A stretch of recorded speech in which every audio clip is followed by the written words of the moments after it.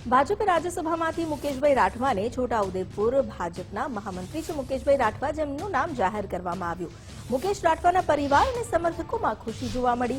સમર્થકોએ ફટાકડા ફોડીને ઉજવણી કરી છે।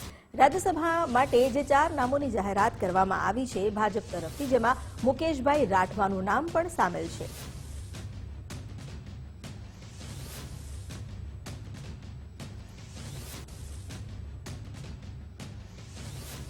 भारतीय जनता पार्टी केंद्रीय चूंटणी समिति 2026 में द्विवार्षिक चूंटणी में राज्यसभा सभ्य तरीके मारा नामनी घोषणा करवामां आवी छे।